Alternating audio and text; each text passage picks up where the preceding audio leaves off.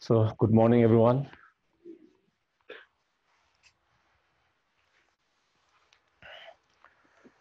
So, as usual, we'll start with the breathing exercise to quiet our mind, to bring our mind in moment present.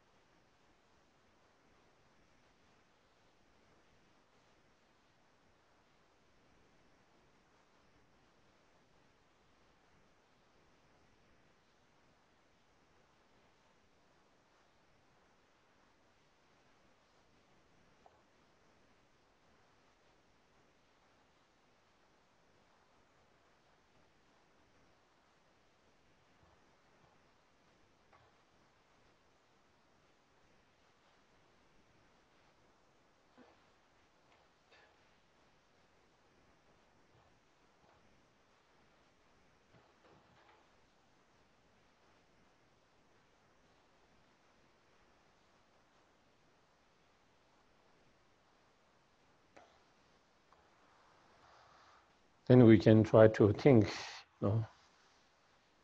may our time here, coming here together, become cause and conditions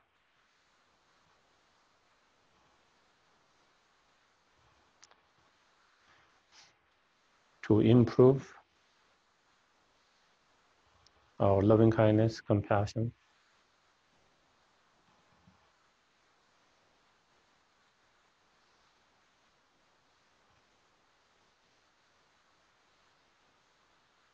and to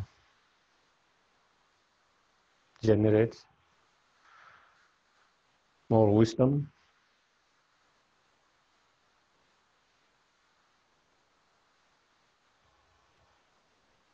so that we can interact and deal better with others and with oneself.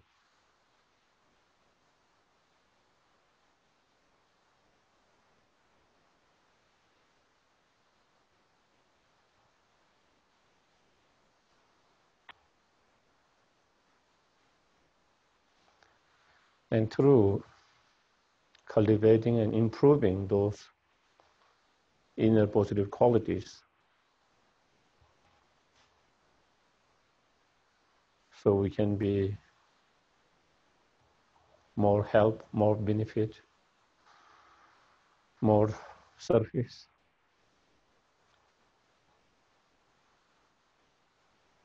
towards people we come into contact every day,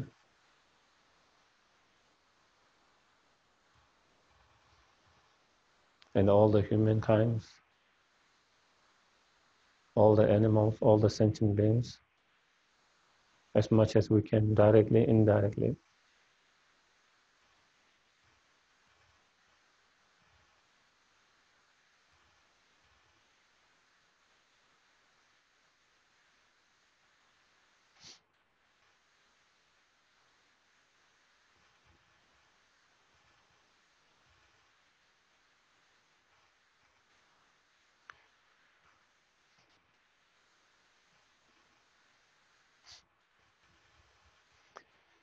And may it be cause and conditions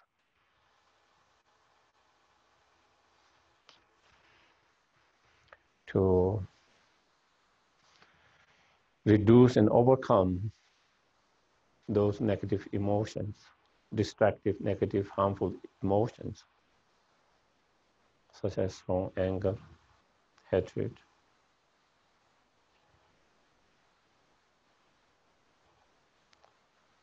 strong greediness, craving, desire, ignorance, so forth, jealousy.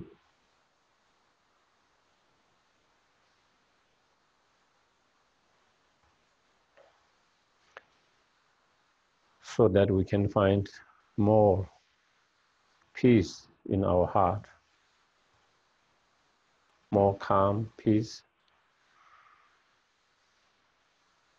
joyfulness,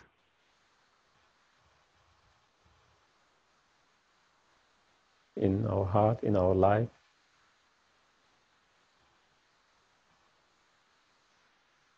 so that we can be even more help to others and does not bring harm and hurt to others.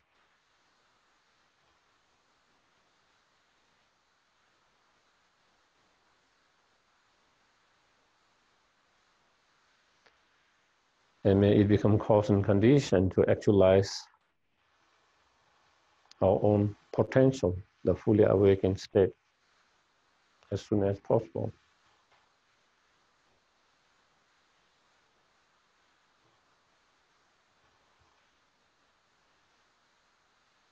So we can be even more and greatest help and benefit to each and every sentient being.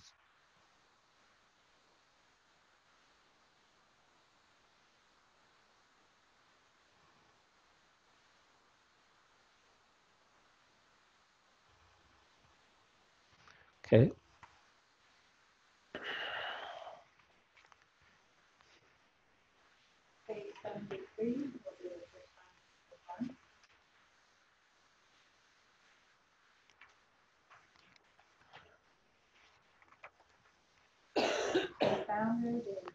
Transcender, destroy, the one gone beyond, the fourth destroyer, the completely perfected, fully awakening beings, perfect in knowledge, in good conduct.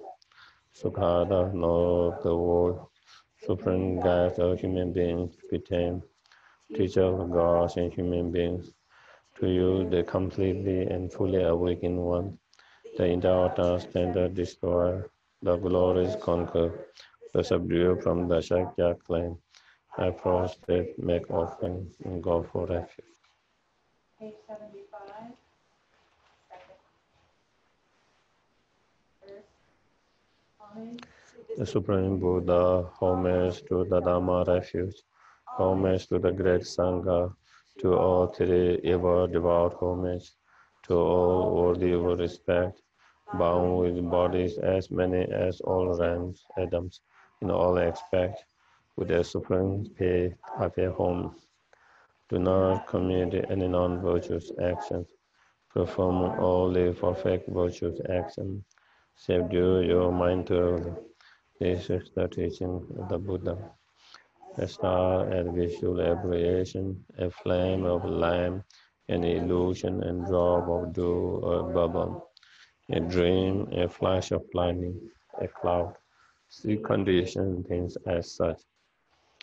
To this merit may sentient beings attain the rank of all-seeing, subdue the fourfold, and be delivered from samsara ocean, perturbed by the waves of aging, sickness, and death. Page 98, bottom of 97 in some of the prayer books, short and all.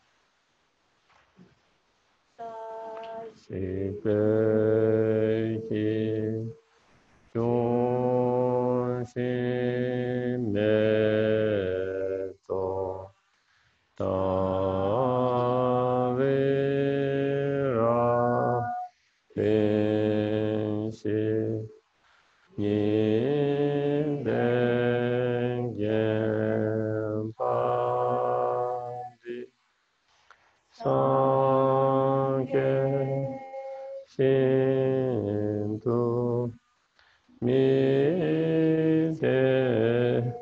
uwai dogun nam tashinla chupansho idam guru rana mam Tavadani Tarami. Refuge in bodhicitta, what's the English by consent? I go Go for refuge until I'm enlightened to the Buddha, the Dharma, and the Supreme Assembly. By the merit I create through listening to the Dharma. May I become a Buddha in order to benefit all saints. Sangye Shudang Soge Chonam La Chanchu Patu Dane Kaps Dagi Chöshe Gibe Sonam Ge Dola Penze Sangye Duba Sangye Shudang Soge Chonam La Chanchu Patu Dane Kaps Dagi Chöshe Gibe Sonam Ge Dola Penze Sangye Duba Kanje doje nizone, tawa tamje bangbeje, tambe shunye tenje be, kodam de la cha cha.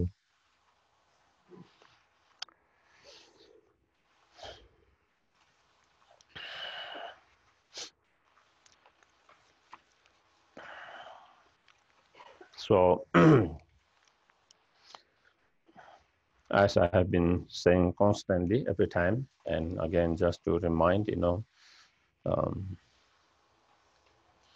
the very purpose of studying the Dharma,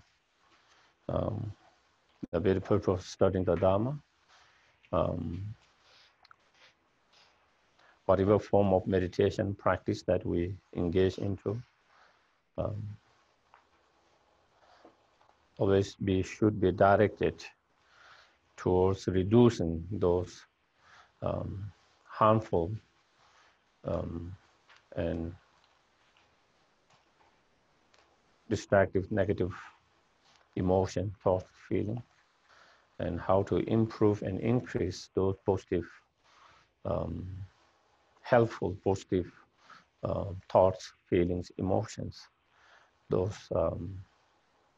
so always, and not only when you are doing meditation on cushions or practice on cushions, or coming here, for example, listening to the teachings, or when we are reading the Dharma books, but even in our everyday life, whatever circumstances, whatever events, sometimes some of them are not so great, challenging, difficult events, situations arises. Sometimes good things happens in our life. Whatever happens, again, always using, whether it's a adversary challenging situation or whether it's a positive situations, again, using those situations to confront those negative emotions. How can we use those different events, situation, instance that happens in our life as a method to cultivate those positive emotions more and more, and how to reduce those negative emotions, and so that and that is why we're also studying here. That is for that. And so we have been following particular texts, known as the 87 30, 37 Practice of Bodhisattvas by Geshe Sangpo. And I think we just finished verse number, I guess, 3. But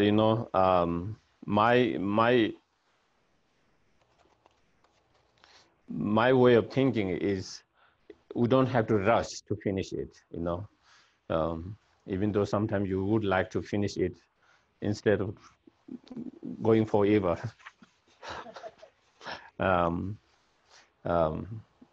So I'm not in hurry.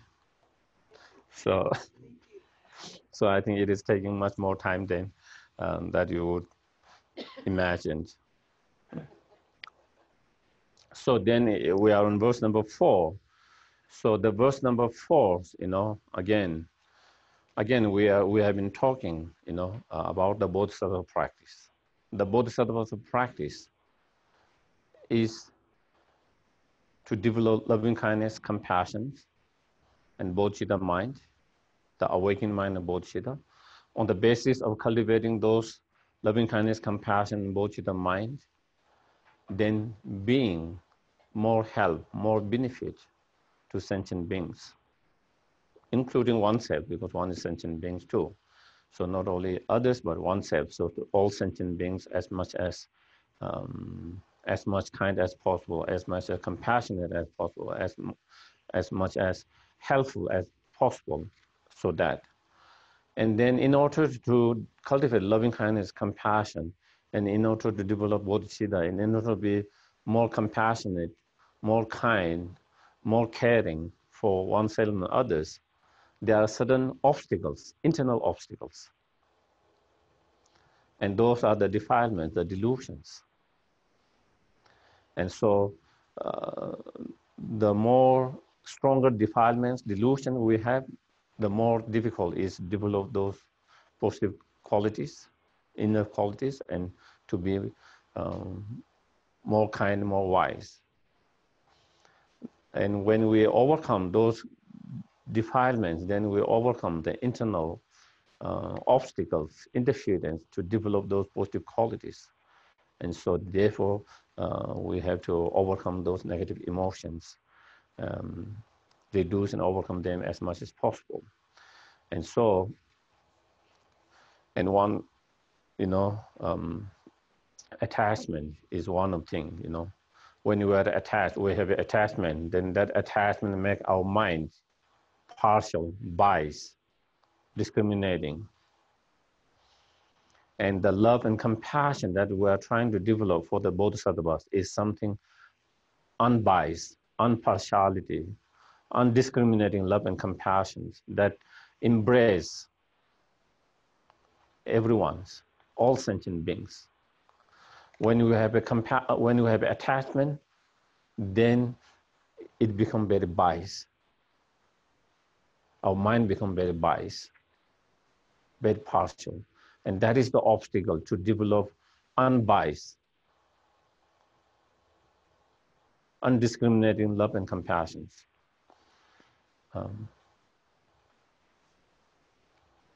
Also, when we have attachment, also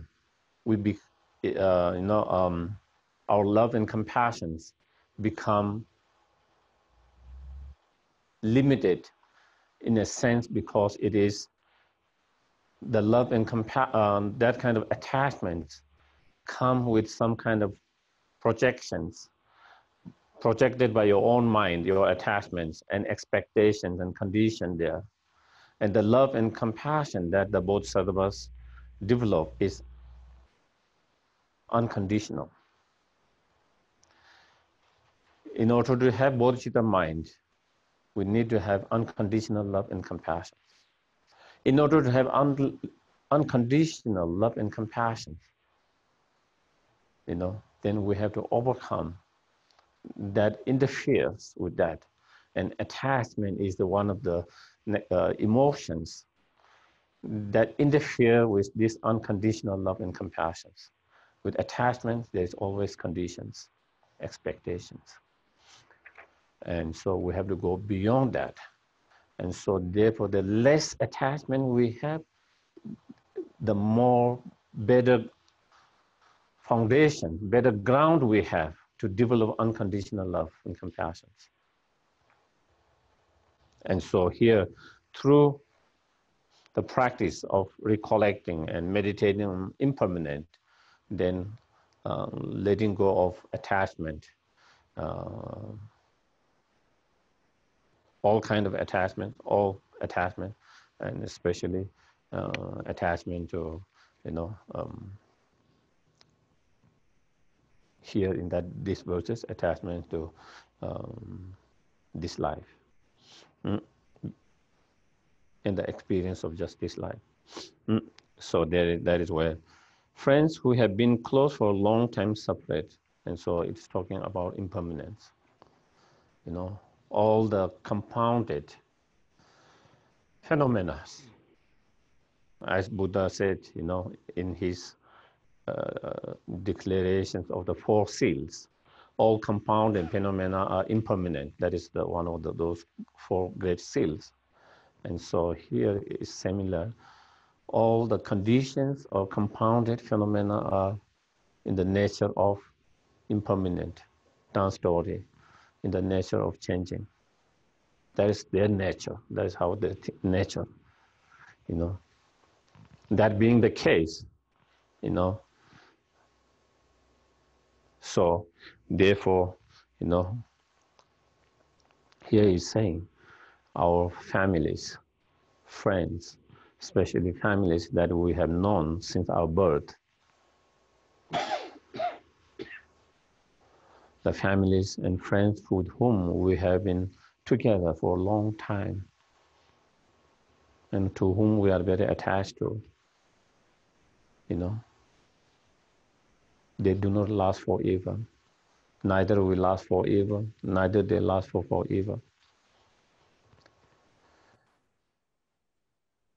One day, time comes when we have to separate. Either they go first, leaving us behind, or we go first, leaving them behind. But that is the fact, that is the reality, and that is the nature. It's only a matter of time, you know. It's only a matter of time. We are here now, you know, in 80 years, none of us will be here. By 80 years, none of us will be here. We don't want to think about it, but that is the fact and reality. That is the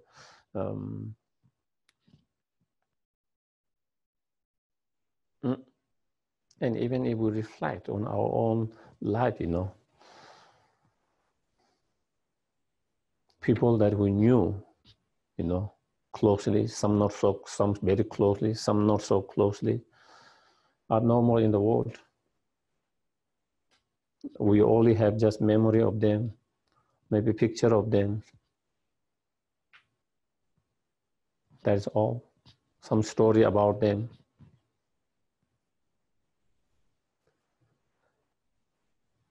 We never thought, you know, 20 years ago, 30 years ago, that would happen or is going to come. But that is what happened now, you know. Even in my cases, you know, I have lost my mom, aunties, uncles, cousins who are younger than me,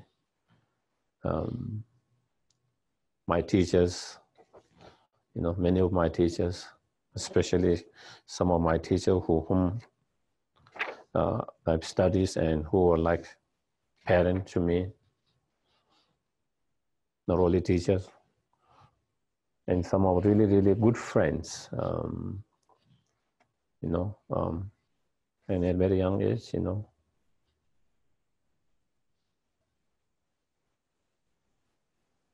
None of us, the people who pass away, they didn't saw it coming. Neither those who are left behind, they didn't saw coming that quickly in that way. In a way, it kind of surprised and shocked everyone, because not everyone was thinking that it was coming so soon. But it happens, and that is, it has happened. And even in our Sangha, you know, our Sangha is not a huge group, small Sangha, but since I've been here, you know, 6 years more or less, many of our Sangha members has passed away. Sangha members' families.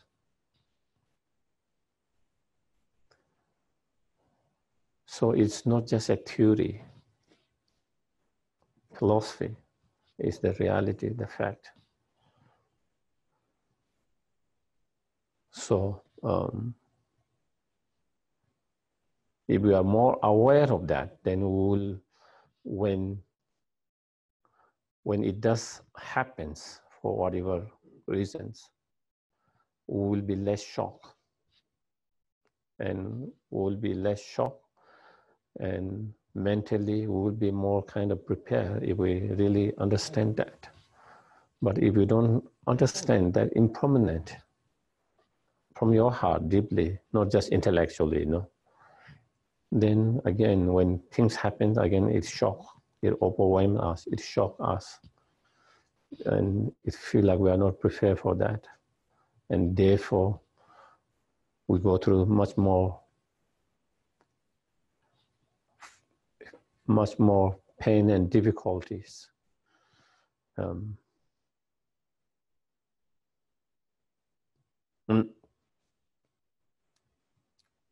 then, you know, friends, families, our pets, you know, those who have pets, and all of that, you know, will separate one day. Positions obtained with the effort are left behind.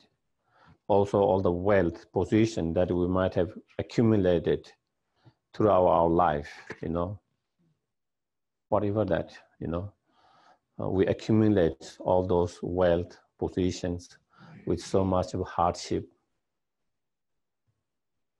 you know,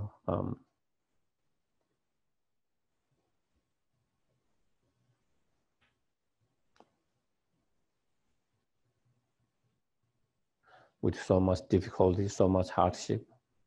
And sometimes, in order to accumulate them, sometimes we even create certain level of, you know, unwholesome actions in order to accumulate, gather them. So, and thereby create, you know, unwholesome negative karma and so forth. With all of that, but at the end, when our life comes to the end, we cannot take even one penny with us, nor one piece with us. Even though your most cherishing object, whatever that is, even one piece, even one penny, we have to leave everything behind.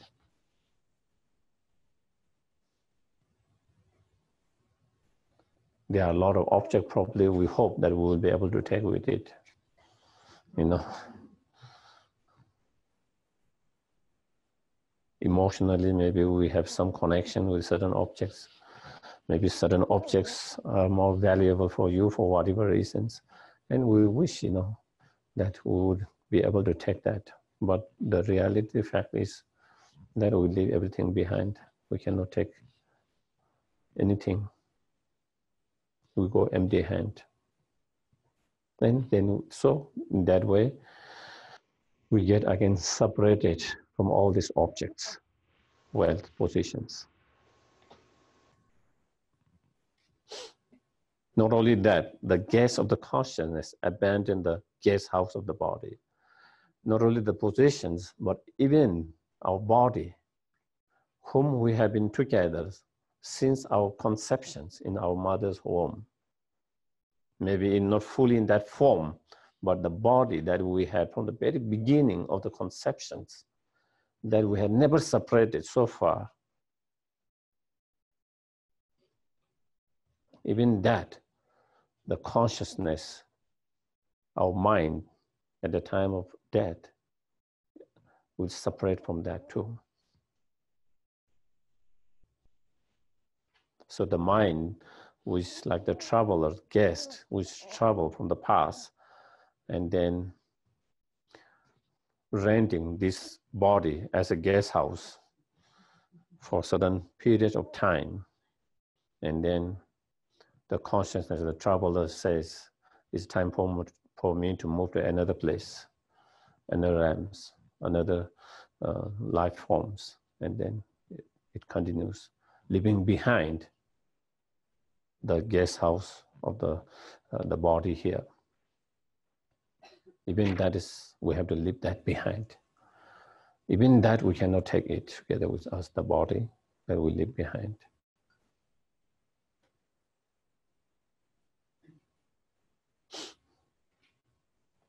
So that being the case, you know, because we cannot take any of them, therefore, and we will be separated,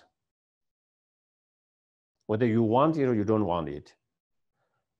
Even you don't want to separate and you try all your best to not to separate from any of those objects. Nobody has been successful in the past. Good luck for us, whoever is trying that, you know. In the past, you know, all the enlightened beings, smart, all peoples, no one has been successful.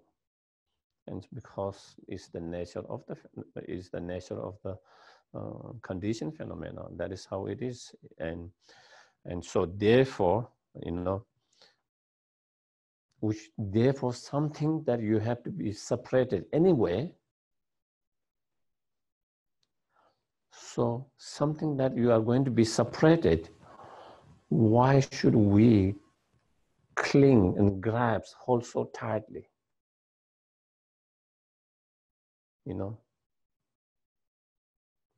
Because something that is going to be separated, and if you hold too tightly, and if you hold too, grasp, cling, and hold too tightly, then it becomes more struggles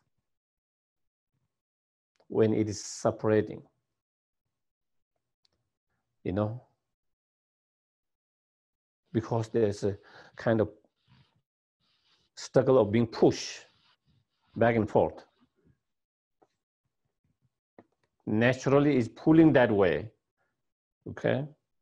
When it is being separated, when it is decaying, when it is disintegrating, when it is being destroyed, when it is, so naturally it's kind of pulling that way, and your clinging and grasping is trying to pull it that way, this way, because you don't want to let that happen. And so there is so much struggles. And with that struggle, so much pain, so much pain.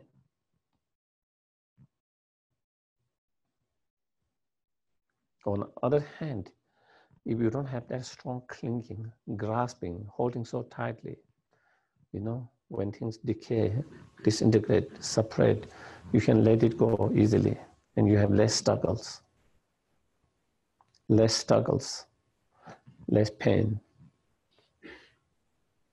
And so it is the attachment that make us to cling and grasp very tightly to the object. And therefore here,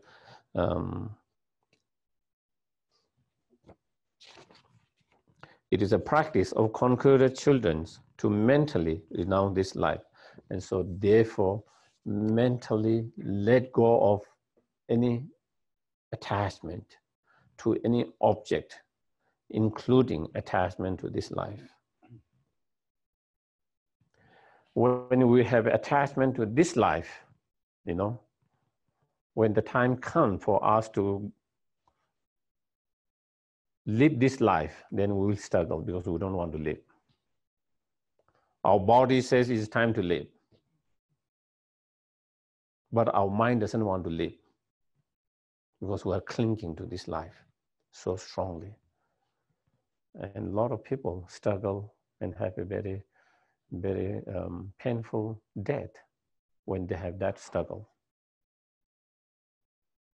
You know, body is in a state that you should be able to let it go because the body is just collapsing. Everything is collapsing. The body is collapsing. All the elements are collapsing. All the body is collapsing. It does not sustain the mind anymore. But then your attachment to that, wanting to hold it, you don't want to give up, and you just keep on grasping, clinging. And so then there is a huge struggles. And then the death becomes much more struggle and painful instead of peaceful. Instead of peaceful transitions, it becomes more painful transitions.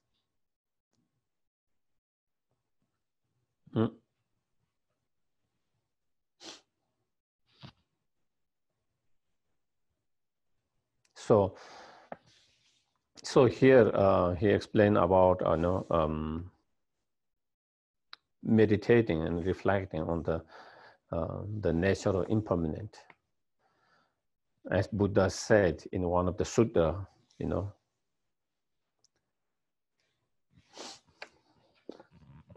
recognizing, being aware that all three worlds are like the clouds of Adam clouds or fall clouds.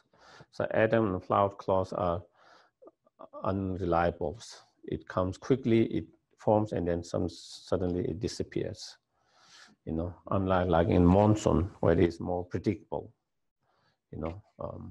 So it goes very quickly. The clouds comes, form, and then suddenly they disappear very quickly. Again, from nowhere they claim it like that. So it is like that.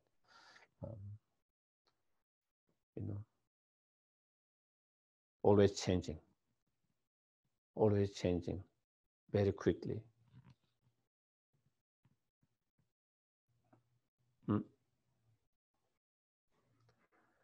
And sentient beings, birth and death, is like the someone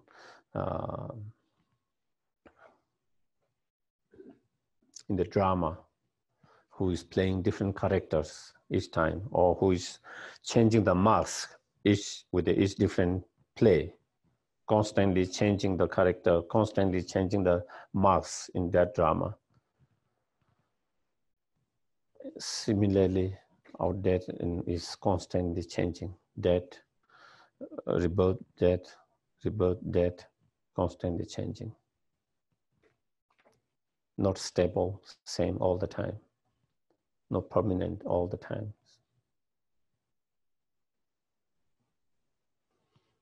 And the sentient beings' life continue like the flash of the lightning. Flash of the lightning.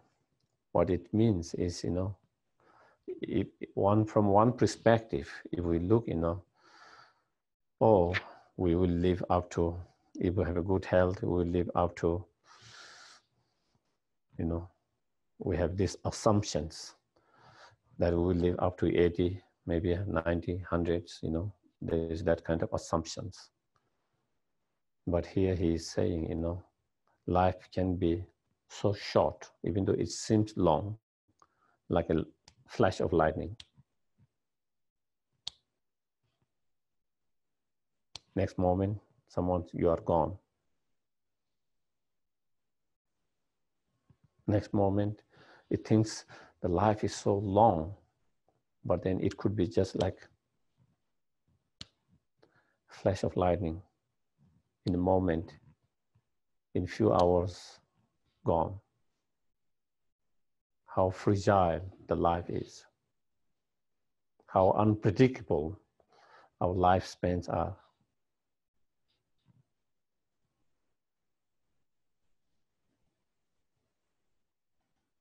And he said our journey,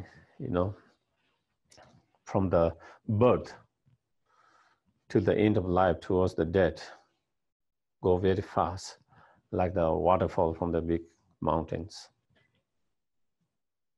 So when there's a waterfall is running, it kind of never stops. It keeps on falling. It's not like waterfall and stop there for a while and then again it just keep on falling until it hit the ground wherever it needs. Same way, our lives, since our birth, our lifespan is moving towards that directions. Our final destination, the death. Without any stop. Whether you are thinking, whether you are not thinking, it continues.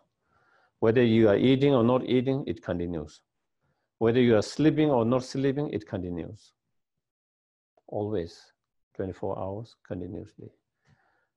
And so because of that, the time passed very quickly. We always think, we have 30 years, 40 years, 20 years, since long. You never know, 20 years pass by just like a 1 year. And you think, oh, how did that happen? And then in those years, what did I do? 10 years have passed, 20 years have passed. What have I done? Is there anything that I can be confident, something positive that I have done? And so, and so not only the past, whatever remaining we might have, it could pass very quickly like that. So therefore, recognizing, those things we believe important in our life, trying to do now, instead of postponing by thinking there is time to do that, and especially for a Dharma practitioner, we always feel that we want to practice, do retreat, meditation, practice, but we always, a lot of time, we always kind of postpone, thinking there is the time to do in the futures.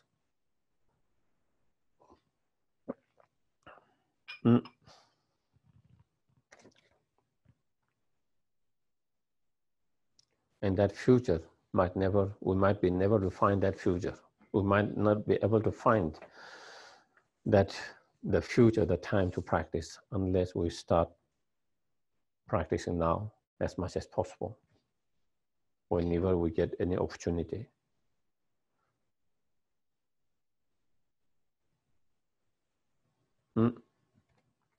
So when there are many meditations on dead impermanent, there are many forms of dead impermanent meditations.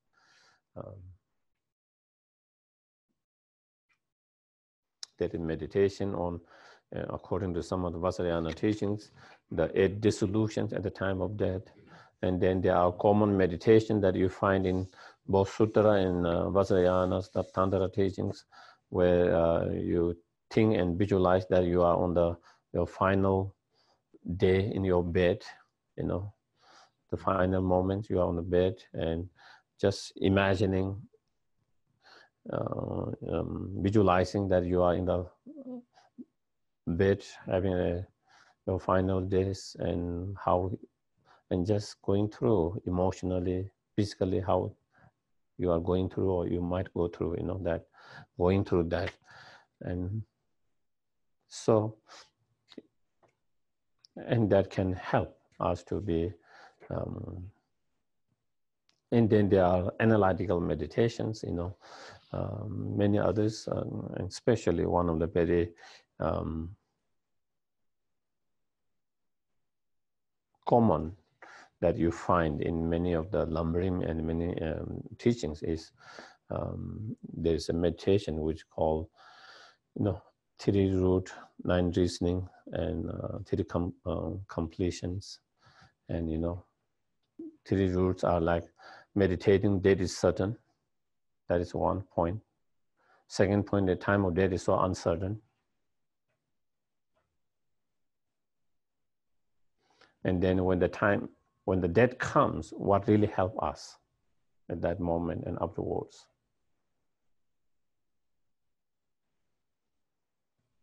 And so what, at the time of death and after the death, what really helps us is our own practice, our own mind, our own practice. As is mentioned here, your friends, families, wealth, even your body, none of them are helpful at that moment. If there is something that can help you and your mind going through transitions, is your practice. And afterwards, and so therefore, and with each of those, then thinking 3 different reasons. But of course, it doesn't have to be just 3 reasons. We can come with more reasons, your own way. And then the completion is that because that is sudden, we have to practice the Dharma. The practice of the Dharma should be not, if it's not in the first list of your priority, it should be in at least 5 priority of your list. It shouldn't be the bottom. Okay. At the moment, I think practice is on the bottom for a lot of us, you know.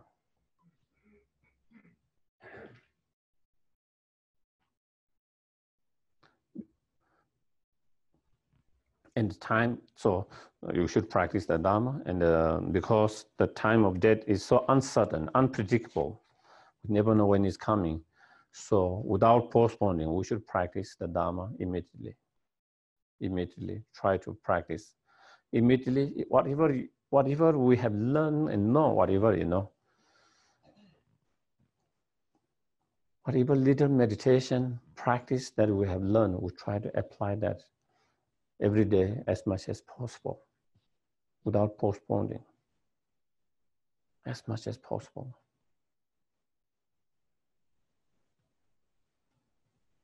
And because at the time of death is only our practice that help, then, as I mentioned, the practice of the Dharma should be the priority, you know, one of the priority.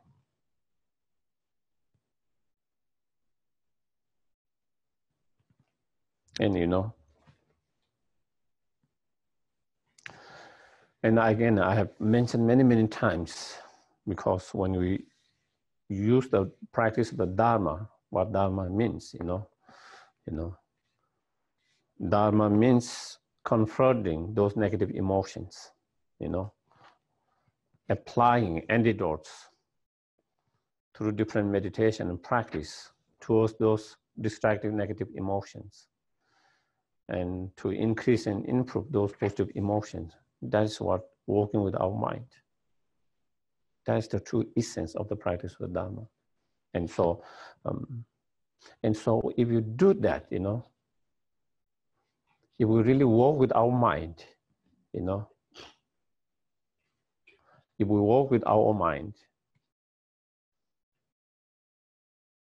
experientially recognize and understand certain negative emotions, how they harm us, how they harm others, and those positive emotions, how it help us and how it help others. And that with that understanding, then whatever technique, method that we might have access, we know, applying them to do that. If we can do that, you know, then of course, while you are alive, you will be more peaceful, more calm, more happy. You know, your mind will be less disturbed by the chaosity of the surroundings. You know, your mind will be less affected. Your mind will be less affected by the chaosity surrounding around ourselves in the world.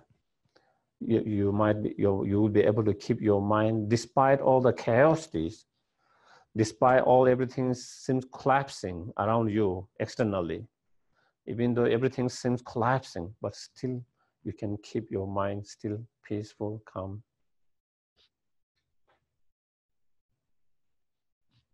peaceful, you know, positive.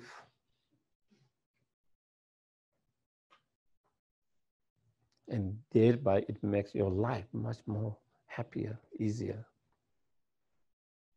When we don't have those tools, and when we don't practice, and when we don't have the tools, then, you know, every small things that is happening around us, affect us so easily. And our life and our mind, our experience, our life is always up and down, fluctuating so all the time. You hear something about pain of your families, your mind is down. You hear, you know, something positive about one of your family friends, your mind is too uplifted, too excited. You hear and feel the suffering of, you know, some health of your someone you know, dear one, near, close, again, you are affected. And so your mind is, so unstable, so easily affected by the things that you hear, things you see, things you experience around yourself.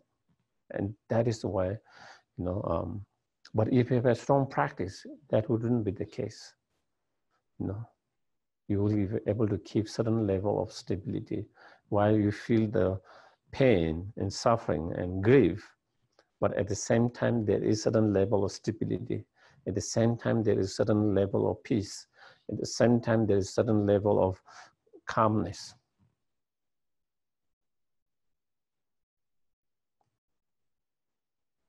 At the time of death, you struggle less because you have the tools because of your practice.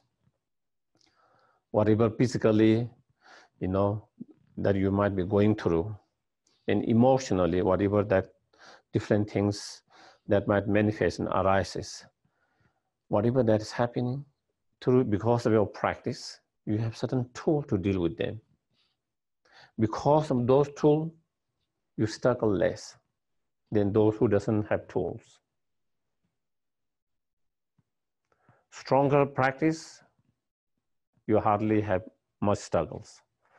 But if our practice is not strong, we still have some struggles, but still there is certain tools that we are able to deal with it compared to those who doesn't have tools, still is less painful. It is still, we have more tools to deal with that. So at the time of death, you can have more calm, peaceful death, less struggle, less pain. And after the death, if we have done our practice well in this life, you don't have to worry about future. Whether you believe in future life or not, that doesn't matter. If you have, from Buddhist point of view, if you have practice, if you have lived virtuous life with a,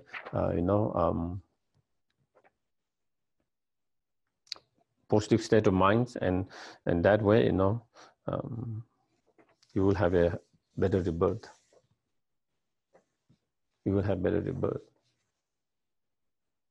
And I always say, it's not about believing or not believing. It's about creating cause and conditions. When seed is there, when it rains, whether I believe it's going to grow or not believe it's not going to grow, it doesn't affect what I believe. When the seed is there, well, all the conditions are there, it's going to grow. It doesn't matter what I believe or not believe, whether it's going to grow or not grow or whatever.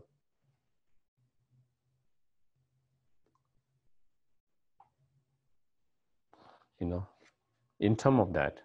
In same way, when we create certain cause and conditions, certain result is produced.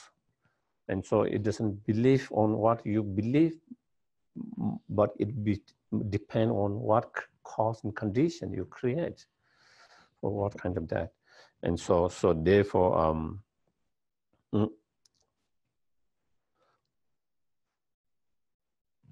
and even though maybe we might not be able to totally renounce this life fully, but at least we should have our mind a little bit more broader, more extensive than just being so narrow with just one lifetime of this life. Possibility, even you don't believe, we don't know what is, we really don't know what is after that.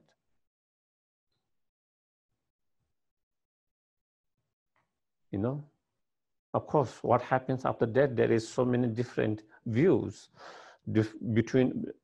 among different religious views, non-religious views. But we don't really know. There are all these different possibilities. And at least keep that mind open, the possibility. you know, instead of being so narrow and being there's nothing beyond that, you know, we don't really know.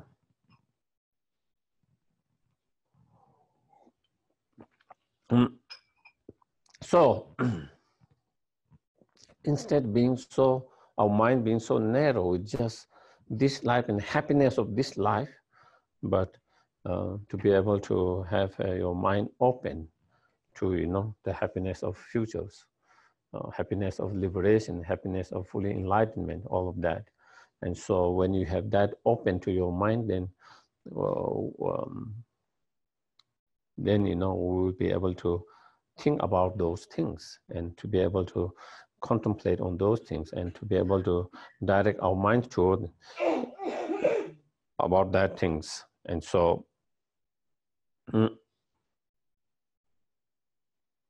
so reflecting, contemplating on that impermanence, as in one of the sutra, again, the Buddha said, he gives few examples. He says, among the footprint, the strongest or biggest footprint is of elephant. I guess maybe at that time in India, probably that was the biggest kind of mammal. And among all the harvests, the harvest in the autumn, the fall is the best, because in the summer you have all the rains, and then when you harvest, of course, again, we are talking about natural, you know, depending on weather and that. And then among all the different perceptions or the practice, you know, the practice of perception or impermanent is the strongest. And there's one statement that you find in Sutra that he made that. And because when we have this awareness of impermanent, again, as I mentioned, you know, not just intellectual understanding. Intellectual understanding helps to some extent, but it's very limited. But when we have this experiential understanding and awareness of impermanent, you know, then that can become a very strong antidote towards our attachment, towards our anger, to a certain level, sudden ignorance, you know. When we see, you know, I'm impermanent, the objects are impermanent, you know, we never know the person that I'm having a difficulty now, the person who I dislike, the person with whom I'm having an issue, he or she might not last tomorrow. I might not last tomorrow. When you have that really feeling that he or she might not last tomorrow, and I might not, then you feel, what is the point of just fighting? You know, you just feel there's no point of getting conflict and fighting when both of us might not be here tomorrow.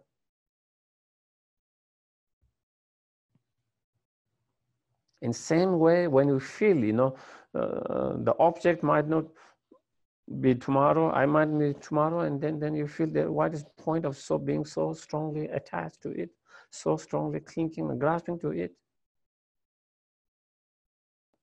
And of course, when you have that realization, then you don't have the ignorance of that.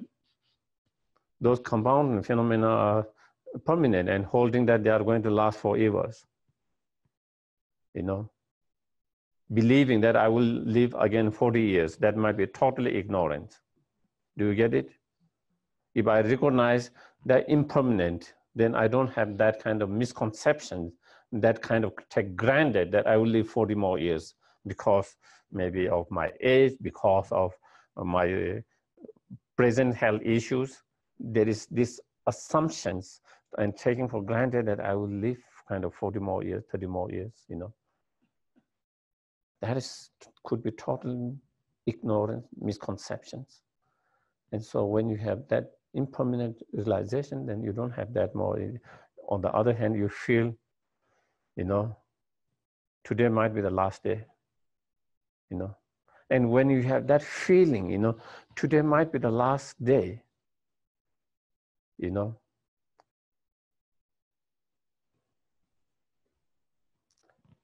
generally talking, for most people, they tend to be more nicer.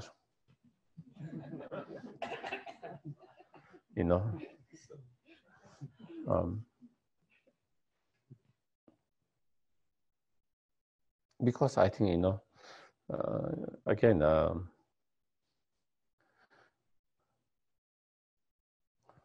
we become more unkind and more greedy and more attachment and more anger and frustrations when we have this certain kind of assumptions, belief that we are going to have that much of long, and then we need things for this and that, and then, and so then there is more kind of attachment to it. When you feel this could be the last day, then you have less attachment, less stronger. And also in terms of when we have issue with others, it's easy to forgive. It's more easy to let it go.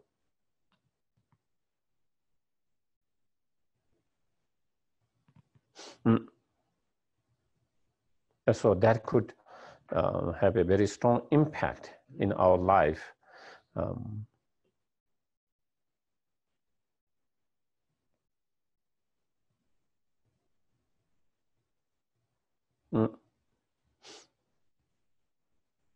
And also, a lot of the time, people have more appreciation for their life. At the moment, we take life for granted with that kind of assumptions, so we don't appreciate much.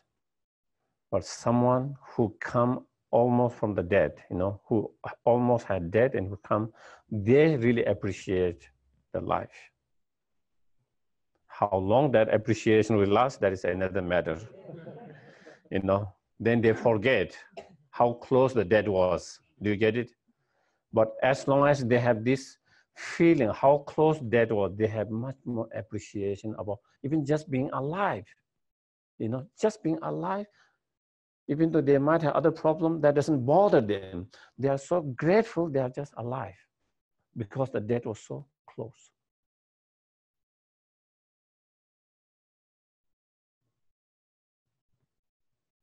So there is much more appreciation.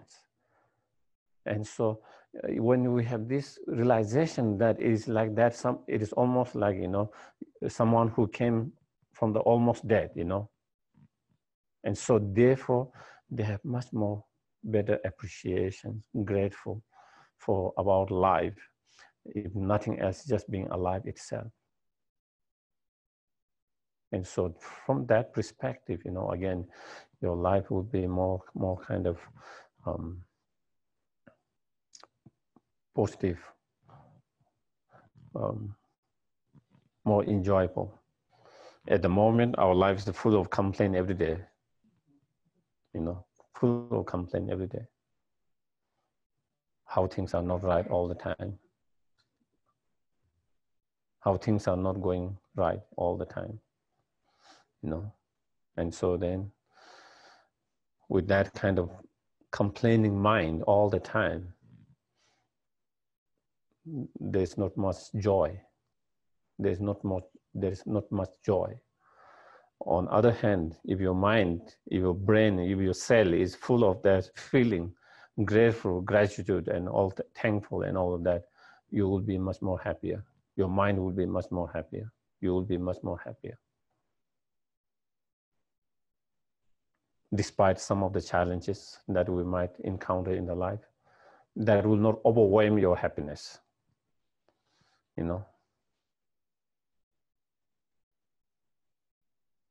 And so we'll have a break. Okay, thank you. One great piece of news that I did not mention, the Geshe is kindly going to spend a weekend with us, and we're having the annual retreat on September 20th through 22nd. There's a save the date sent to your email if you're on an email list. It's the title of the retreat is Knowing the Nature of Yourself and Your Mind. So it sounds really great. So anyway, hope we can all attend.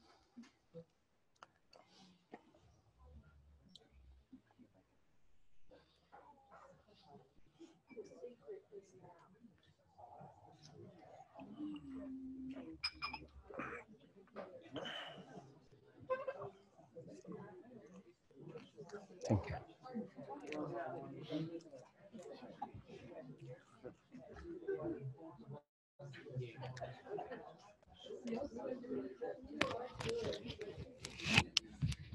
Went off without getting here. Hey, how are you? Good to see you. Thank you for teaching. Wonderful. Thank you. How are you? Good. Yeah. Yeah. Busy Yeah. Very busy. as usual. As usual. Yeah. How are you? Good. Yeah. Good. Good. You have a good place to stay? Oh, very good. Yeah. Yeah. Love. We're gonna move in here next. Yeah. Okay. Leave it clean. Okay. Does that mean it's not clean now? Maybe that would be good to come and clean one day. Not to live, but to clean. You reminded us. Oh. Are you?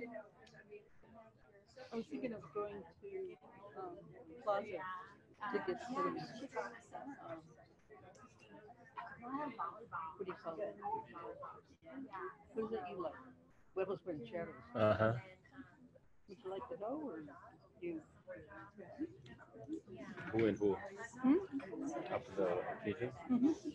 Yeah, I think we're trying to figure this out. Yeah. Yeah. Because I'm sure you didn't eat too much before. Not so much so far. Okay. Thank you. Thank you. Say hi to Uma. Okay. Yeah. Yeah. We'll bring her in next. Welcome back. Thank you. Thank you. How was your trip? It was wonderful. Lots of family. Lots of good things. Great. And it's good to be home. Yeah, it's always good to be home. Glad you were home. Thank you. Bye-bye. Hey, man, nice to see you. So, hey, when did you come back? this morning. I just, yeah, I was sitting outside there. No, I mean. Oh, from the trip. Well, it was actually Thursday morning, like 1 in the morning. How long were you gone? I was gone almost a week. Elena and both of you, or just you? No, it was just me. Elena has a mother who's about to have a baby, and Okay. so she wasn't able to travel. She sends her regards. She Thank you. wanted to make sure that I told you that. And the Warriors are in. Yeah, I saw. Yeah. Yeah. So I didn't really watch, but I've been following the news and Yeah. watch some of the highlights. they play again this coming Thursday, the 30th, and then they'll be up to 7 games. So we'd love to have you come watch as many games as you want. Okay. And then also I need to finish my tank. Oh, right. I need to work on that too. Yeah. Yeah. And then we'll have you over for some food. We want to hike with you too. That's it. Okay. Well, good to see you. Good to see you. Thank you. Would you like more tea or? No, I just got it. Oh, Thank okay. you.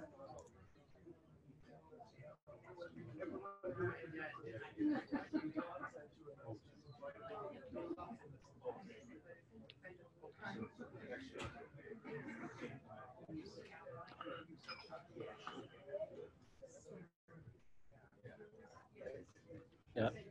Hi. Forgive my late. No. What happened? My dad was really disappointed. No. Why is it disappointed? Well, he has many surgeries, Mhm. and he probably can't early, so he's already in a walker. Ah. And then he's got stomach stuff Mhm. and altitude, so he was. I just had to say, Dad, you're not realistic. We have to drive. We have to go to class. We have to do this. Yeah. And I apologize. No, not at all. No. My announcement has been like a cheerleader, so I have to calm down. Who? My class announcement is like a Uh-huh. cheerleader. Okay. Thank you. Yeah.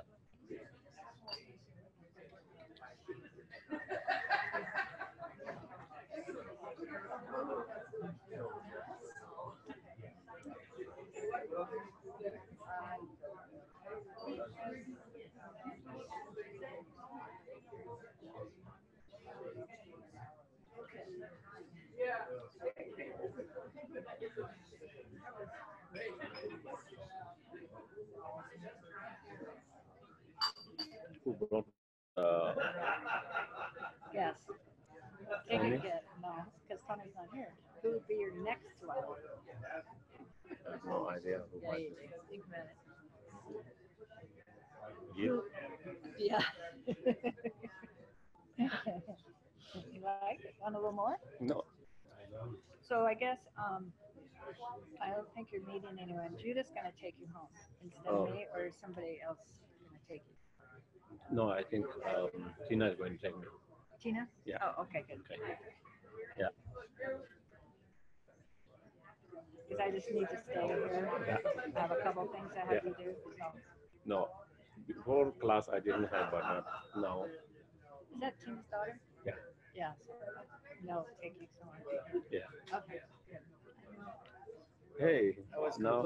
completely wrong about the Milwaukee Bucks. They won the first two, they lost the next four. So it's the Raptors and Golden State. Raptors are gonna win. I didn't bet you the last time.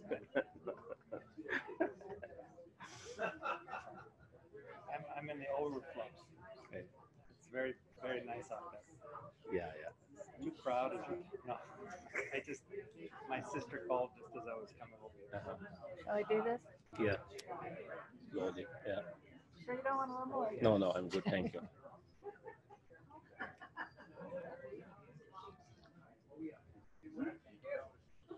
Okay. Good. I'm happy. I'm